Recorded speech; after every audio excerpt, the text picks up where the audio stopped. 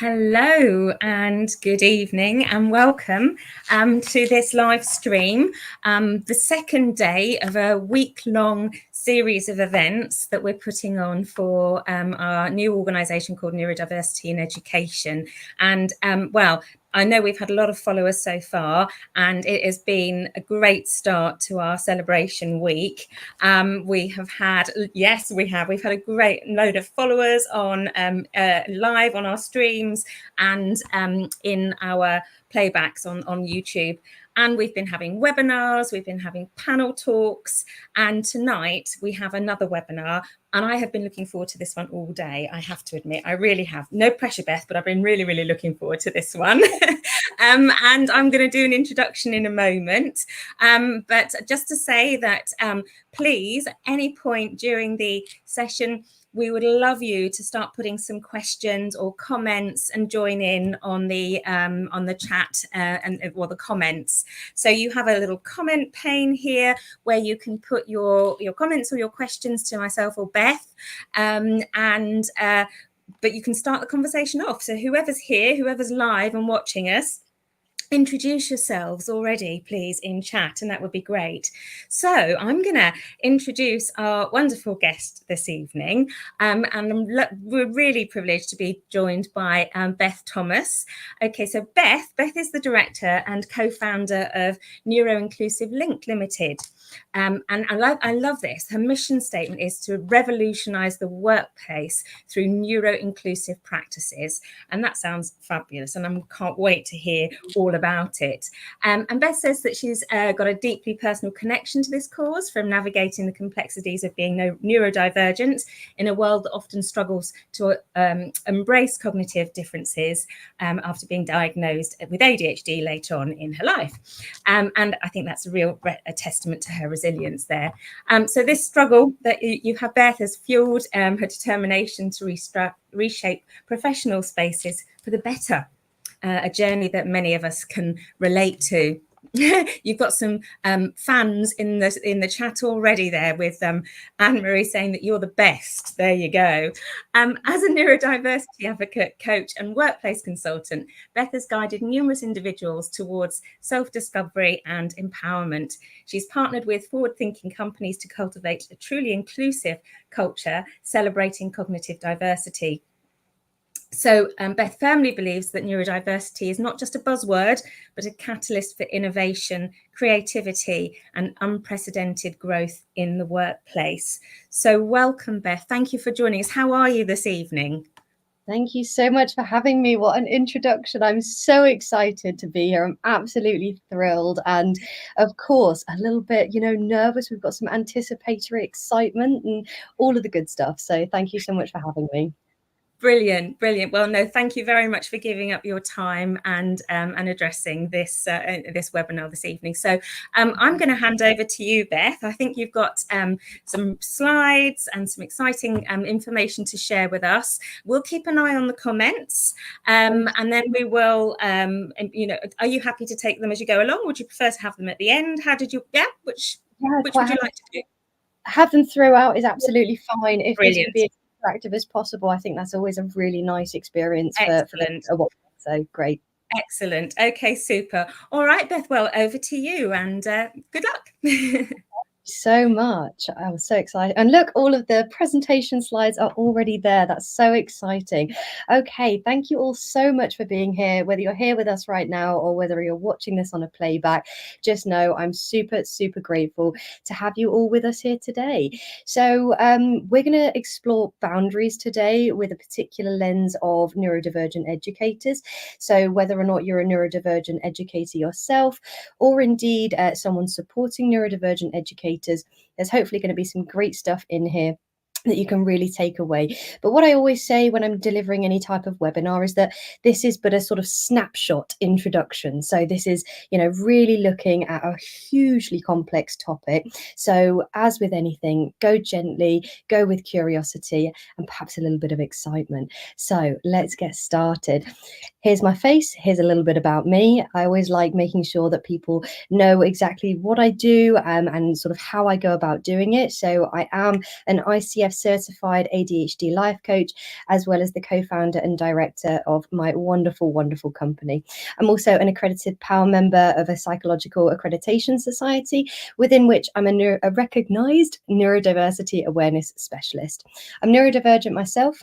I've been diagnosed with ADHD. I'm a verbal processor, so do bear with me if I tend to get a bit excited and speak very fast. I'm working on it.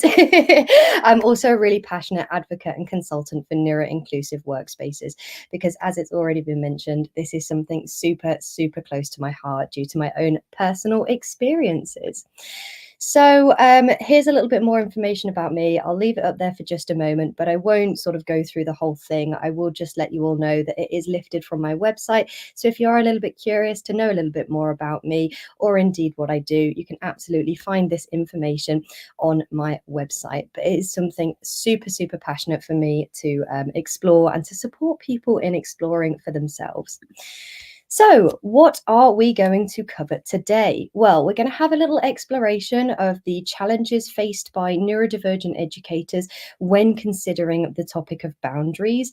We're also going to explore my own personal experience on boundaries, the ignorance, avoidance, implementation, and eventual celebrations of my own personal journey with it. Again, I think when I'm delivering any kind of work around this, it can be really valuable to hear the lived experience aspect so that it can really be brought to life. And you can start to get a real understanding of, what do these words on a page actually mean for someone? What does it actually look like in a day-to-day experience? And then we're going to look at some practical strategies to get you started on setting boundaries. And of course, if there's any questions remaining at the end that we haven't already explored, we'll absolutely get to those too. So let's get started. The Cambridge definition of boundary is a real or imagined line that marks the edge or limit of something.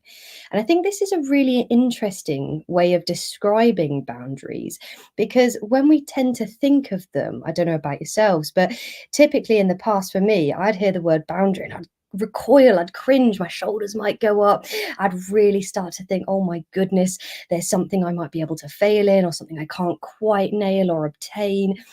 And really interestingly, the idea of a boundary being the edge or the limit of something, I think is really helpful for us to start thinking about what that actually means, because ultimately, boundaries are things that are going to keep us safe, and they're really important to implement. But as we can really understand, it's a really tricky topic, and we'll explore exactly why that is.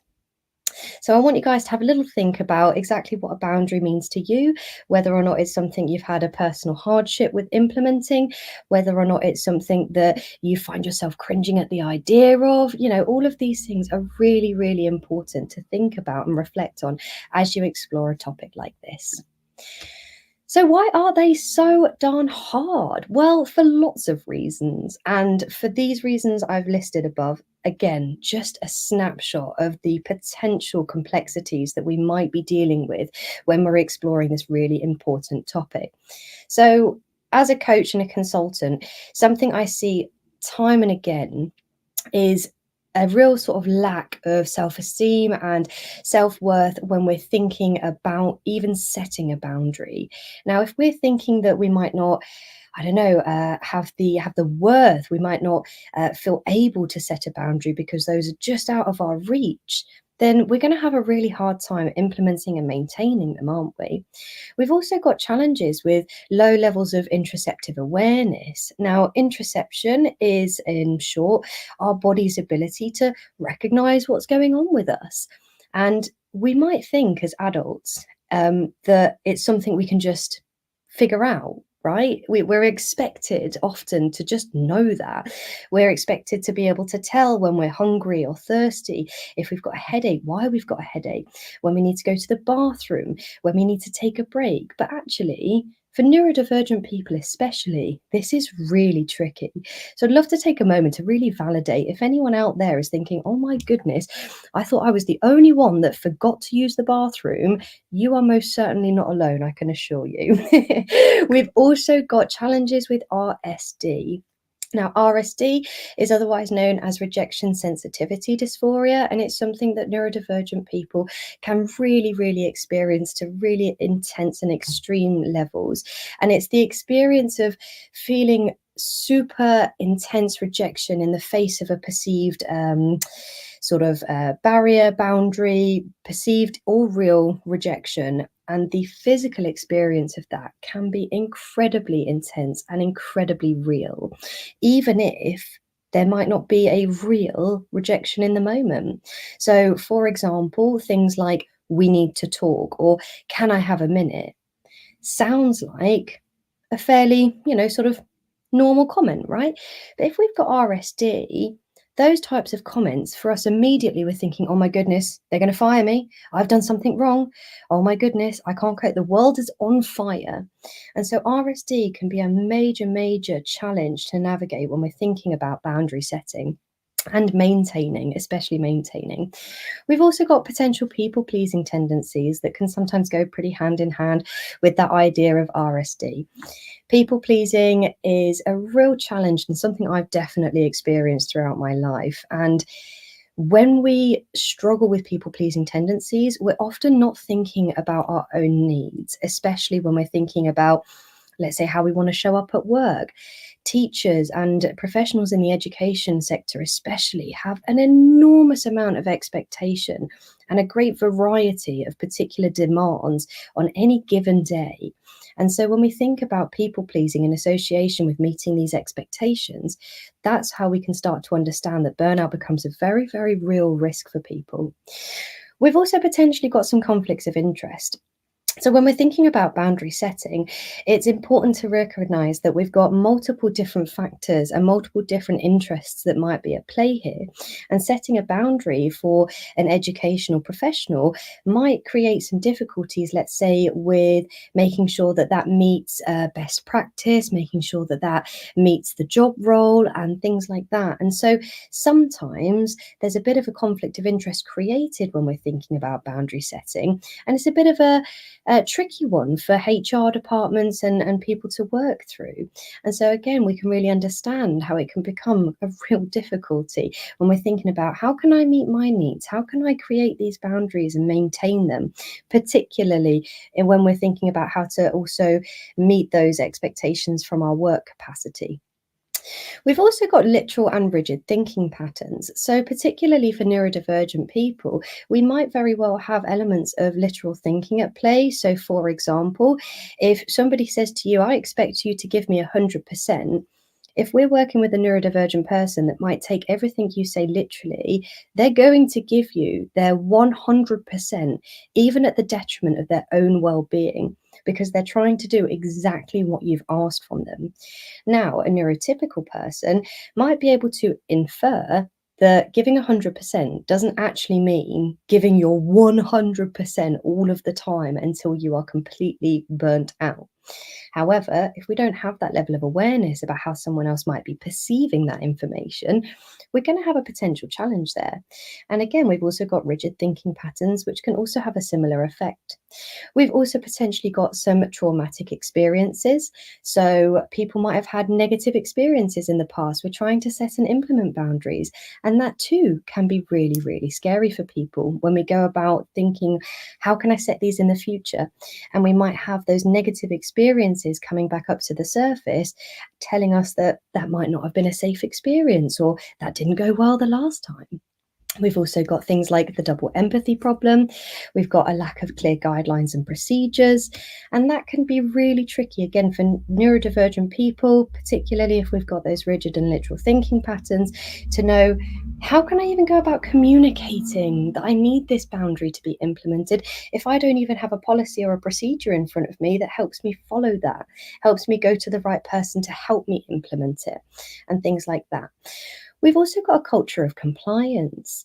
There is a great level of expectation, especially in the educational sector, that we should just be able to show up, do our job, fulfill it to the best of our abilities, and go home without complaining. So we might not want to put our head above the parapet, as the phrase goes, and actually ask to have our needs met or ask for a review if we don't feel our needs are being met. And so that too can feel really, really tricky. We've also got communication challenges and differences.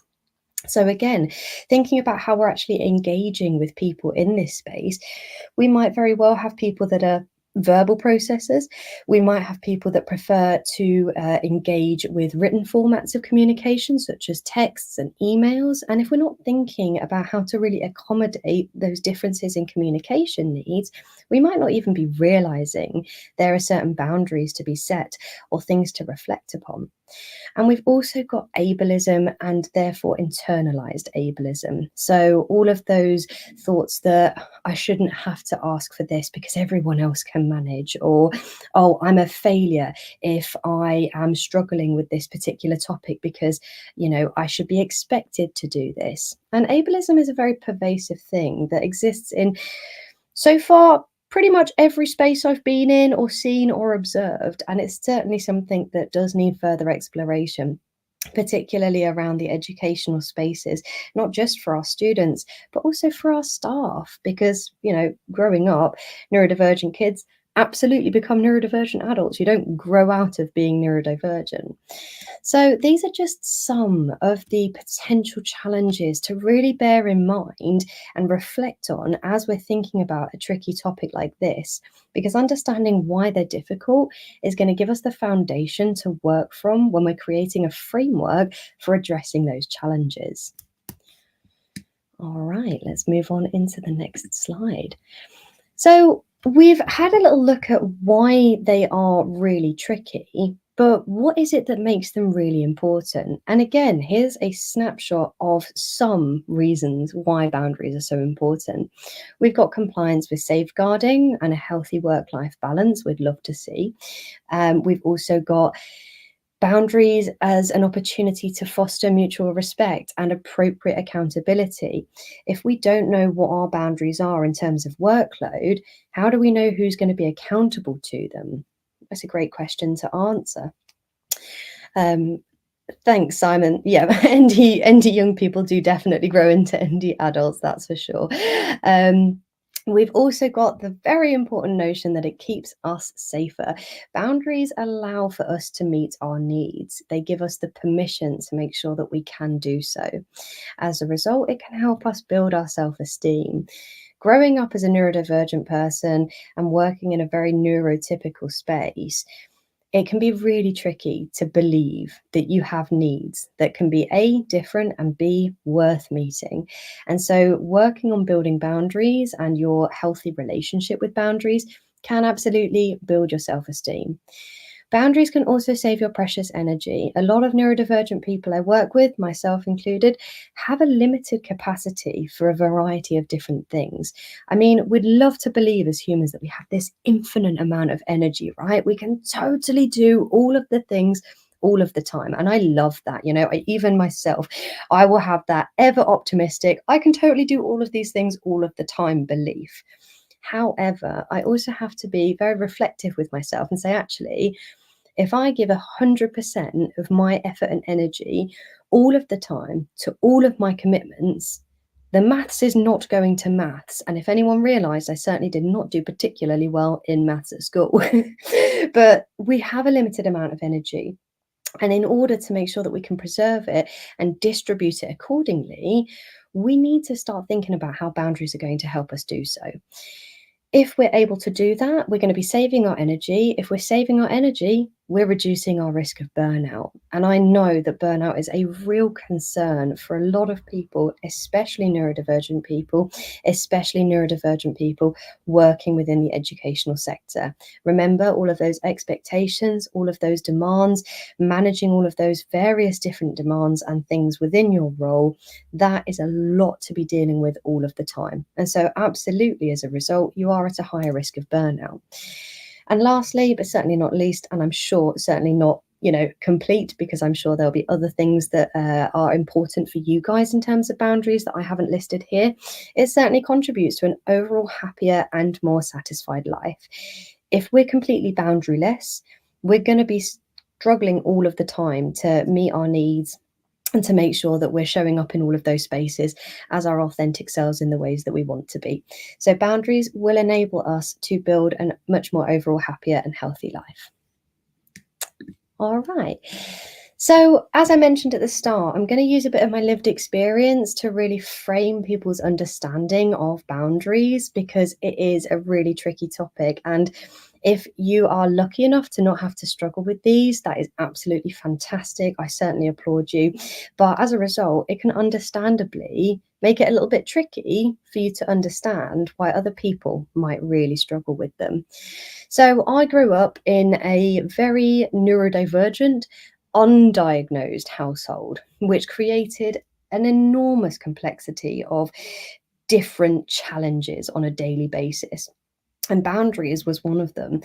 Nobody really understood where one person ended and another person began. And most of the time, it often felt like a bit of a wibbly wobbly, emotionally, sort of challenging space to be in. And if you don't grow up with that framework, if you're not growing up with a blueprint of this is how you do this thing, of course, it makes sense that you're going to have no idea what that is and why it's so important because it's never been modeled to you. So, as a result of not having any of this modeled to me, I grew up certainly wanting to people please. I had a really strong drive for external validation and a sense of belonging. Unfortunately, the majority of that came from the label that I had received, which many might perceive as actually a really positive thing. So I grew up from an early age being penned as a gifted and talented student. Now, as I said, we might perceive that that's actually a really positive thing. But for me, as a young person, what that actually meant was an enormous amount more expectation on my performance with so much less support to get there. Because the answer was always, you're gifted and talented, you'll be able to figure it out. Um, okay, no pressure. So, whilst on paper it looked like I was performing fairly well, one of the drivers behind that was a severe performance anxiety to try and meet this really elusive potential that everyone kept telling me I had. Now, when you're a young person, that's terrifying. That's exhausting. It's really, really hard work to constantly strive for this expectation you're not really sure if you're ever meeting, and you're not even really sure what it's supposed to look like.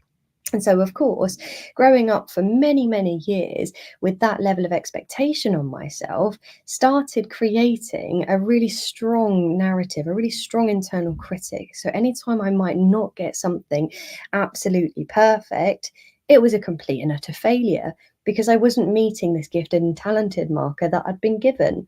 And so, of course, I started to feel like I was failing my own identity. Again, when you start to factor in things like hormones and other developmental stages and wanting that sense of belonging socially, we start to see that's actually a really major challenge to try and navigate. As a result of this expectation and the lack of modeling as I was growing up, I had a complete lack of awareness and understanding about what boundaries actually were. What are these interesting, invisible things that I can't actually see? And why are they so important? And why is it other people can say no to something when I don't feel I can? I don't feel I can give myself the permission to say no. Now, unfortunately, what that then led to was a perpetuating level of complete dysregulation, not that I knew it at the time, and many, many meltdowns. So I would have described myself pre-awareness of my neurodivergence. Now, this was the majority of my life at this point, as an emotional volcano. I never knew when enough was enough. I never knew how I was doing in the various spaces I was, pushing myself to be in. And I was really struggling most of the time. But again, that gifted and talented label just kept driving me forwards and forwards. So by the time I got to university, which was a first in my family, I had this major expectation because I was gifted and talented. I had this major expectation because I was the first in my family to go. And all of that really pushed me into all of those spaces that I was constantly expecting myself to achieve 100% all of the time. So that ended up with me doing a joint honours full-time degree, whilst competitively dancing in two different squads, whilst also working a part-time job just so that I could, of course, be able to pay my bills. That's a lot of things to be doing all of the time to your fullest capacity without any support structures, without any mechanisms to manage it. So that was really challenging for me, to the extent where in my first year, I actually nearly got kicked out because I struggled so much with boundaries and people pleasing. I would go to the socials in the evening, I would mask, and I would really put myself, at a sort of complete level of depletion in terms of my energy, which then led to me really struggling, obviously, with a regulated sleep cycle, which then, of course, meant I couldn't get to my 9 a.m. lectures, which meant that my attendance dropped, which meant that I got flagged because I was on a scholarship. And so they threatened to boot me off the scholarship program because of these issues, went to the pastoral office and had a complete meltdown. Thankfully, my university were fantastic at the time, and they actually did implement an independent learning plan because I'd had this absolute meltdown and tried to communicate through it that I was really struggling. Now, had that not have happened, had I not have turned up to that, I would have absolutely gotten kicked out of university. And I absolutely know that my story is not unique here. So just think for a moment that my lack of boundaries could have eventually led to me getting kicked out of university. And I never would have understood that. And I would have really internalized that to be a major failing on my part. So thankfully, I got the independent learning plan in place and I was able to complete university. I still hadn't worked out those boundaries though. So by the time I finished, I was super burnt out, not that I recognized it at the time, and I was repeating the cycle again and again. And so followed a few more years of a really significant burnout cycle that was really tricky to navigate. It wasn't until I got to a point in my career that I thought, I simply cannot sustain this. And it was through the coaching qualification that I actually started to understand how to align myself with my strengths and my values and how to start working in alignment with them so that I could start building better boundaries with myself, so that I could start working more closely towards an authentic path for me. I was extremely privileged to have the opportunity to get onto that coaching qualification and then be able, of course, to implement the learning on myself. Had I not have had those opportunities, in addition to things like therapy spaces, which were vital for me, I really would have struggled. And I absolutely would still have been in a major burnout cycle. Certainly wouldn't have been here with you guys today sharing this either. So I hope that my experiences can help to really frame what burnout looks like, because it is a real challenge and it's something that a lot of people will be struggling with on a day-to-day basis, even if they don't realize it. So even if, as an ally, you can start thinking about what some of those factors might look like, what some of those key identifiers might look like, that might be a real savior point for some people that are struggling with it. So things like constantly saying yes and not even stopping to reflect on whether or not you've got the capacity to do so, having real challenges with managing your time because you're taking on too much, having low immune systems and perhaps repeated issues with sickness, days off work, struggling to show up on time, struggling to regulate yourself throughout the day. All of these could be signs that you're struggling with perhaps burnout or even setting boundaries. Now, all of these are going to be key indicators for you to really bear in mind as you're thinking about support, how I can approach these types of conversations, and what is it I can do for either myself or other people to really make sure that they are adequately supported. All right, moving on. I'm just checking in to see if there are any comments. Thank you so much, Neurodiversity and Education, for these such good points. Many ND workers miss out on promotion and training opportunities due to a lack of confidence. Absolutely. And it's certainly something that I've experienced myself. I've seen other people experience, and it is a major source of shame. So not only is that a real challenging experience to go through, but it can also contribute to some of those really strong inner critic narratives telling you that you're a failure, that you're not good enough, or anything like that. And that can really create a barrier to trying to implement them again in the future. So it's a little bit of a vicious cycle there. All right, moving in. So we've had a little exploration around what boundaries are, why they're important. You've got my lived experience, or at least a snippet of my lived experience in terms of boundaries for me in the past. But how on earth do we know when it's appropriate to set one? Well, this can be really difficult. And again, especially for neurodivergent people, because if we're struggling with things like alexithymia, so challenges with being able to identify our emotions, or challenges with interoception, so having no clue what's going on, sort of within us in context to the spaces we're in, we might not be able to pick up on some of those more nuanced aspects that are flags telling us, hey, we've got something going on here and we'd like you to pay attention to it. And of course, when we've got people pleasing on top of that, even if we do pick up on those, we're going to go, shh, don't listen. I don't want to know. I'm just going to do the stuff, get my external validation, then I'll do a good job, then I can rest.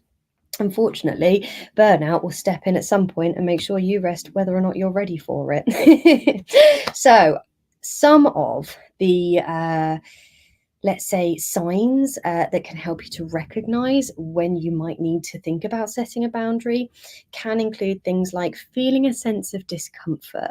So, discomfort is an interesting one because it means something different to everybody. And I think that having a consideration around what does discomfort mean to you will be really helpful here, because my definition of it might be a bit different to yours. But generally speaking, if you have a sense of discomfort or unsettledness, you're thinking, something's not quite right here, I'm not feeling comfortable in this space, that might well be a sign that your boundaries are being overstepped. Your resources are drained. Okay, so again, remember what I said. If you are giving 100% all of the time, the maths will not maths. So you are going to absolutely drain your resources, have absolutely nothing left to give, and that might very well be a sign that there might be boundaries overstepped, or indeed a complete lack of them in the first place. You feel icky. Icky is an interesting one because, again, I think it's quite a good visual term that brings up a lot of different things for people. Generally speaking, it's a term that actually a lot of my clients will share with me, which is why I've included it, because it's a descriptive term that I see time and time again when we explore the idea of boundaries. You've got that kind of icky, oh, I can't quite figure this out, but I know that there's something here that needs a bit of investigation. Other reasons include you being asked to do something outside of your remit. Now, this one's a really tricky one again, because as educators and people working within this space, you have an enormous amount of load on your shoulders, and it is a lot to carry. And it's not unusual for people to be asked to do things that actually really are not within their remit to do so. And if you don't have an awareness of what actually is your remit as an educator or as someone working within this space, how on earth do you know that you're working outside of it? You probably don't. And that happens time and time again. So if you're being asked to do something that's outside of your remit, that's an opportunity to stop and reflect and think, hang on a minute, if I'm being asked to do something that isn't within my expectations, that might very well be overstepping a boundary and putting people at risk, including my own well-being. And another one that I see is also a really good indicator is that you might be sensing a bit of resentment or a sense of unhappiness. If you're being asked to do something or you're struggling to manage the expectations of something, that might, as a result, start building up a sense of resentment and frustration. That too can be a really good indicator that something here going on that's really, really worth exploring. And so again, these are just some of the indicators that might give you an idea that there's something worth exploring here. And what I always say with anything around exploring a potential topic, get curious about what this means for you. All of my clients are the most amazing people, and they always bring me something I never would have thought of myself. So use this as a sort of foundational framework to start getting curious about your own experiences and what this actually means for you, because you'll come up with some fantastic answers that I won't have thought about. All right. So how do we go about setting them then?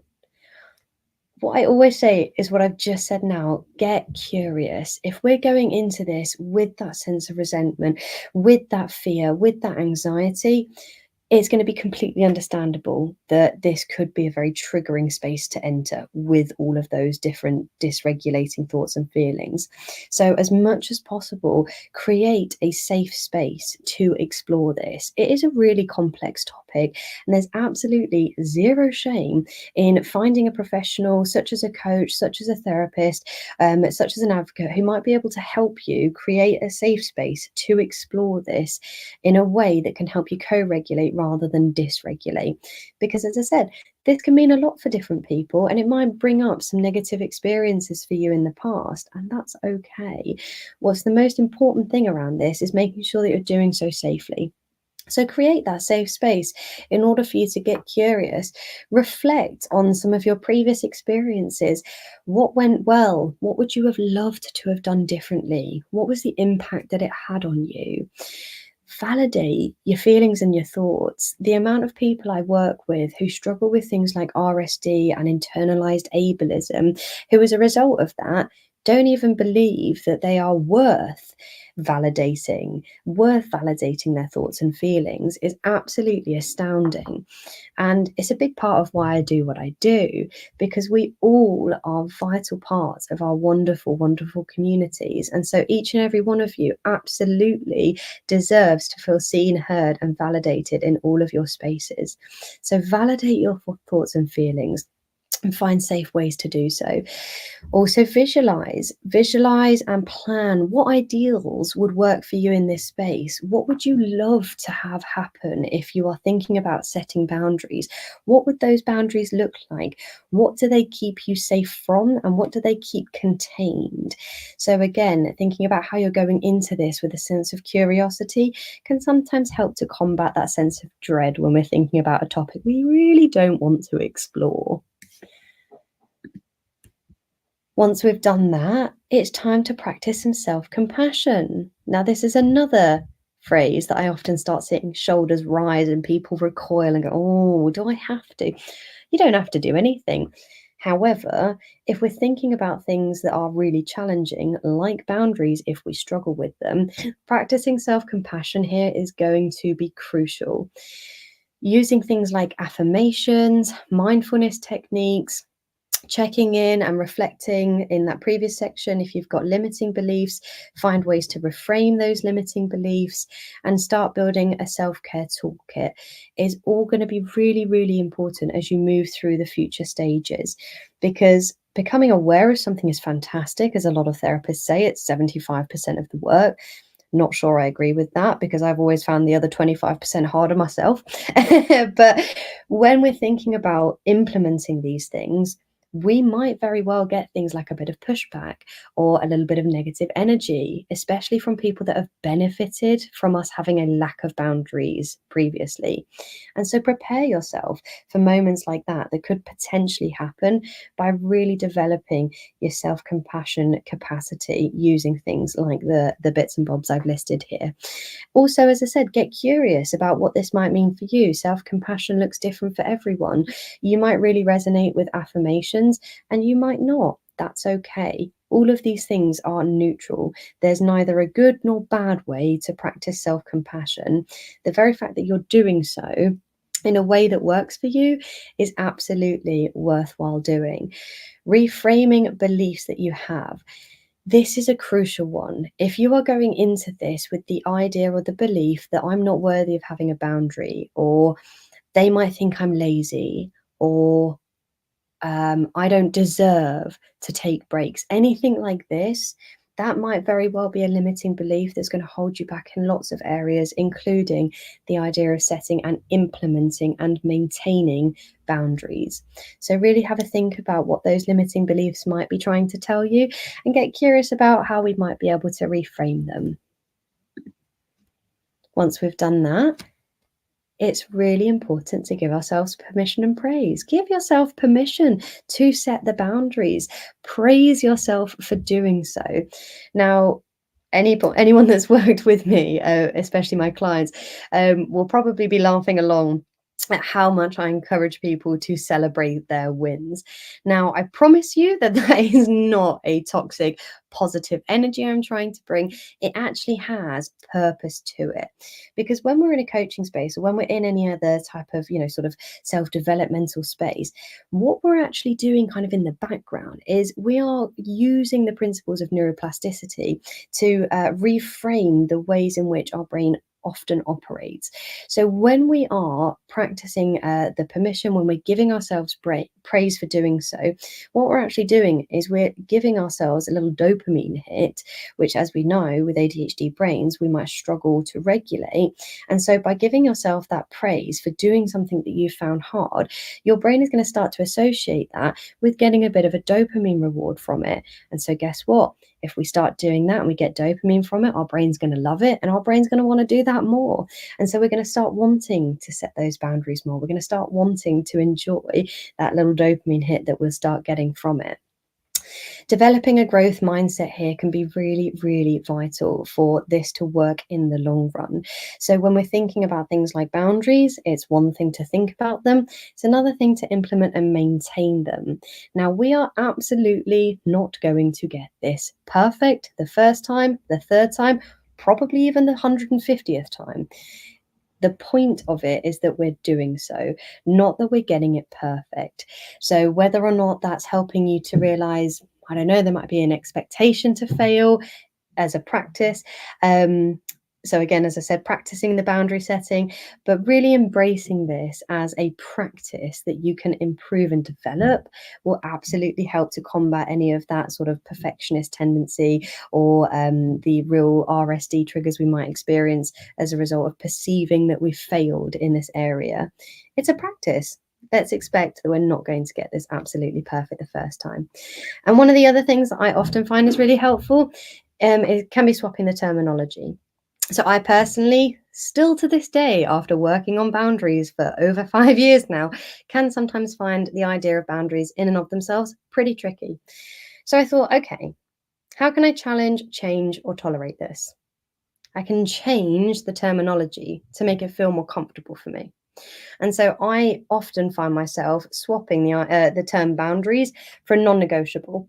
For some reason, if I then start saying it's a non-negotiable, excuse me, I have a frog in my throat. If I start using the word non-negotiable, for some reason in my brain, maybe it's the rigid thinking, I start going, oh, well, if it's a non-negotiable, I can't negotiate with it then. And so my people-pleasing part doesn't feel that I can negotiate the idea of pushing a boundary that I've set myself because it's a non-negotiable. Fine, I have to leave it there. So maybe in that way, swapping the terminology could be useful for you as you're going about, implementing this in your day-to-day life. Then we also need to communicate. So we have a really, really important element of this journey to be communication. If we're setting boundaries and not then communicating that with the people who need to know, there's every chance that those boundaries are going to be constantly challenged. And that's going to be a lot of energy that we're going to then have to expend on trying to maintain them. So communicating boundaries once you've reflected on them, once you've designed them, and once you've begun to implement them, is going to be really, really essential in the long run to make sure that you can implement them and maintain them particularly well. So think about your processing styles, think about how it will work best for you to note them down, practice them. Start small, reach out for support. That could potentially look like asking a union representative, an advocate in the workspace, a line manager if you feel that you've got a comfortable relationship with them, so that you can start sharing these boundaries with the relevant people so that they can go about respecting them and supporting them. Because it's going to be absolutely crucial that all of these boundaries are not just designed, but also respected within all of the spaces that you're holding them. Considerations to bear in mind, and again, these are a snapshot. There might very well be other considerations to think about when you're thinking about how this looks for you in your individual life. But think about your processing style. How do you process information best? If you're going to reflect on the idea of boundary setting, you're a visual processor, but perhaps you are listening to audio clips, that might not necessarily suit your processing style best. So think about how you can really leverage that in a way that works best for you. If you are a visual person, look for some visual infographics. If you are an auditory processing person, look for audio clips or podcasts or things like that to help you process. If you are sort of maybe a kinesthetic learner, think about how you might be able to creatively use sort of tactile objects or things like that to really consolidate your understanding of boundaries, and have fun with it. You know, make this as much as possible fun exploration so that you can engage with it safely, with curiosity, and with some level of comfort. All of this is going to help you figure out how best to remember them. So, for example, I'm a very visual person. If I don't have a visual aid in front of me, I'm very likely to forget it. So if, for instance, I have to think about a new boundary that's relevant for me to implement, it's got to go in front of me. Otherwise, I'm probably going to forget it exists. Yes, absolutely. Infographics are absolutely great, Rachel. I really, really love them. And I will get to some of the other comments, absolutely. Think about your communication needs as well. So your communication needs are going to be really essential in making sure that you're supported throughout this entire process. If you are a verbal processor such as myself, you might feel that you have the sort of space and the skills and the confidence to go and verbally communicate this with others. I work with a lot of clients who find that really, really challenging, even ones that are verbal processors. That's okay. That's not a bad thing. What we do need to look at in those cases is, okay, what support do you need to be able to communicate those, and how can we go about getting that? So again, having a think about how you communicate best and what your support needs are around that is going to help to make this a bit of a less intimidating topic to explore. So really have a creative think about things like that and how you can go about meeting them. I'll just take a quick pause to read through some of the comments because there are some really fantastic ones there. And yes, Isaac, lived experience is so, so important. I'm so pleased that that's been valuable for you. And thank you so much. Yes. Oh, look at me. I've jumped. This is going to be hilarious to watch back. So in my very neurodivergent self, I have interestingly skipped and gone through different ones. I just want to make sure I haven't missed out on any of them. Lynn, this is making me so sad for my past self. I absolutely see and hear you, and I'm sorry it's something that you can resonate with. And I just hope you know you're absolutely not alone in those experiences. And thank you so much for your kind words. I'm really, really pleased that this experience has been valuable for you guys. And it is such a normal human reaction to be nervous of doing something unfamiliar. There's a really, really great quote. I can't quite remember the first person who said it, and I will try and find that and see if we can put it in the show notes. But it said that our nervous system will always pick a familiar hell over an unfamiliar heaven. I think that's a really beautiful encapsulation of how uncomfortable it can feel when we're doing something that's unfamiliar, even if it's good for us. And that's really worth bearing in mind as we're exploring a difficult topic like this, because it might very well be unfamiliar for us to start setting boundaries. And even if it's unfamiliar and therefore starts feeling uncomfortable, that still doesn't necessarily mean it's a bad thing or not worth doing. And as teachers in particular, we're worried about doing things we're not sure about, fear of failing, and can become anxious. All of those feelings are absolutely magnified if you are neurodivergent as well, because you have a often heightened sensory system, and the way in which you perceive information can, as a result, often be a lot more intense for people. And when we've got all of that going on, it's no wonder we're struggling. It's no wonder we might experience dysregulation around something like this. Wonderful. All right, I'll try and keep on top of the comments next time. Let's move on. So we then move into implementation. So implementing these boundaries, these non-negotiables that we've reflected on, we've gotten curious about, we've designed, we then need to obviously communicate and implement. So a couple of factors to bear in mind when we're thinking about this is that consistency is really key. Now, I like to describe myself as a consistently inconsistent individual because I have ADHD and I struggle with lots of things that make me consistent. So go gently with yourself on this point and start looking for the small wins that you can build into your practice. And don't overload yourself as much as possible on a topic this complex, so that you can gradually build in that level of consistency that you can be proud of. If you go for a total overhaul all at once, which again, as a sort of all or nothing neurodivergent person I am, I can really relate to that desire, we may be setting ourselves up for a little bit of failure on that point. So think about how we can gradually build these in as a practice rather than a complete and total overhaul, which is much more likely to overhaul your entire system and cause dysregulation. Think about how we can really gradually build that in and start nice and small and be gentle with yourself as you're doing so. One of the things that one of my ADHD clients has actually shared with me in the past that was repeated in a few different sessions was the idea of building stock phrases. So similarly to building a self-care toolkit, perhaps the idea of building stock phrases might be really handy here. So rather than giving yourself that cognitive demand of having to think on the spot of things that you're going to say in the moment when you have to implement and maintain a boundary, practice what you're going to say or practice how you're going to communicate it and build in that level of stock phrase that you can go to in those moments, so that rather feeling panicky and having that shutdown, because when we do experience overwhelm, that triggers our sort of stress responses in the brain, which means that we're going to disconnect our prefrontal cortex, which is the area responsible for our executive functions that help us do all of these things like communicate. We're going to really struggle in that moment to retrieve some of that information. So thinking about stock phrases that we might be able to use could be a handy little tool for you to think about as you go on and implement these boundaries. And we've also got structured reflection. As much as possible, try and set yourself conscious time to reflect and measure the effectiveness of these boundaries. It's great to develop the confidence to explore this topic, to design boundaries, to implement them. You then have to measure whether or not they're working for you.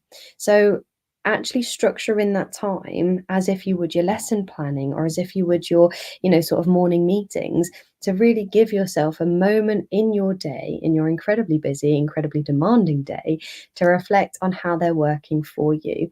Because again, if you're not measuring the effectiveness of them, you're going to have no idea whether or not they've worked or whether or not you might need to tweak and adjust them slightly moving forwards. And last but not least, you've absolutely got this. It can be absolutely terrifying to think about something this scary. And I just want to leave you with the notion that you're absolutely not alone. It is complex, it is really difficult. And all of these things that we've explored today are potentially challenging things to go through.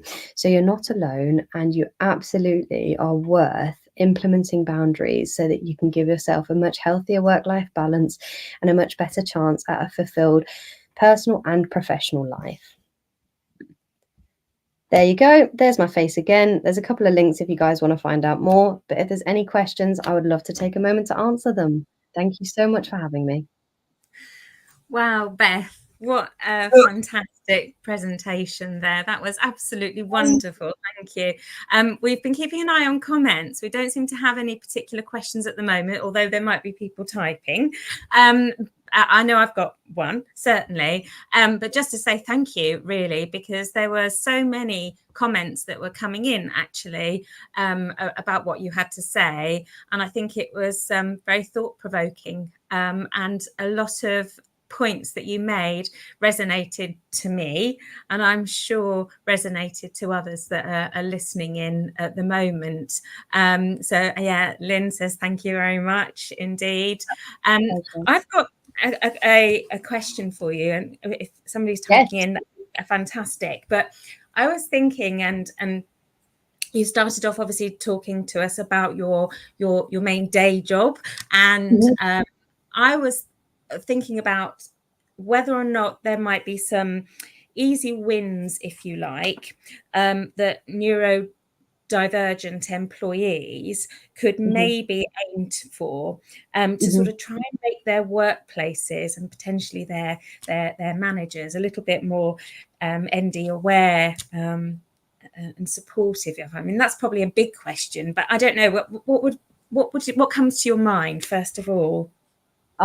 Well, what comes to my mind first of all is what a great question, because small, easy wins are easy to talk about and sometimes really tricky to actually identify, right? So thinking about I would say your day to day first and foremost, and get curious about actually what is in your day to day and where might we be able to find those easy wins. So, an easy win might look like I will not communicate outside of my working hours and shutting Mm. off your access to things. And I know, depending on the workplaces and just how toxic it can certainly be sometimes, even that in and of itself can feel both scary and empowering. And that can sometimes be a really good signal to the people that you're working with that this person has a boundary and I cannot expect a response outside of these times. If that feels perhaps a bit too far, like a bit too much of a big step, it might look like adding in a little footer to your email stating, these are my working hours, do not expect a response outside of them. Thank you for your patience. Or something like that. So get curious about, as I say, yeah, your day to day, what those easy wins might look like for you and where you can go about implementing them. The other thing I might also suggest is reverse engineer it. So if you have a potential boundary that you're thinking of right now that you might like to implement, but actually that feels a little bit too big, start at the end, break it down and work backwards. And that might very well give you a smaller baby step to take towards the bigger goal. So, for example, that might look like I want to organize a meeting to talk about some reasonable adjustments in the workplace. But if that feels a little bit too scary, we might work it back. And one of those first steps might be I'm going to reach out to a union representative to ask for some support in organizing this meeting.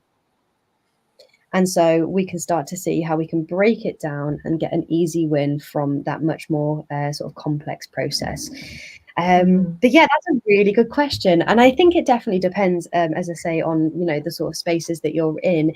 I saw another really good one, and this was for generally educational professionals that have, let's say, office hours and things like that, popping up a post on the door to be very clear and specific about timings that they're available and ways to communicate with them has also been really, really helpful. And that can sometimes help to put a bit of distance between it, because it might feel a bit scary to, let's say, verbally communicate this to each and every person. Whereas if we can write down those boundaries and stick them somewhere visual for people to see, that could be a step towards having that conversation. And it might feel a bit more comfortable to do so. And that in itself could be an easy win. Think about the boundary, write it down, print it off, stick it on the wall. That's actually quite a few different tasks there requiring a lot of executive function. And all of those would be wins to do. Lovely. And yeah, I think those are a few ideas. I hope that helps. They were absolutely fantastic ideas, and it's one of the things that I think teachers find hardest is to shut off and to relax. It's something, I don't think you go into teaching for a 9-to-5 job for a start, but I have to say I worked for a few years in prison education, and I know that you didn't have obviously your mobiles with you all day, so that was that was a bit of a relief that you weren't constantly looking at that, and that kind of like got you into this sort of really good habit of not being dependent on your phone. But also once you'd left work, you couldn't access work emails, etc. So it was great, and yeah, the boundaries there were really clear. So I think that's a fantastic bit of advice, Beth. Absolutely. We don't seem to have any other questions that have come in apart from some words of thanks for it, and it's been a really enlightening, fantastic session that you've given, Beth, and delivered so well. You've got such enthusiasm. It's clear you really care about what you do. So thank you so much again for giving up your time this evening and presenting to us all. Thank you so much indeed, Beth. Thank you so much. Thank you. It's been a real privilege. I appreciate it. Thank you. And we look forward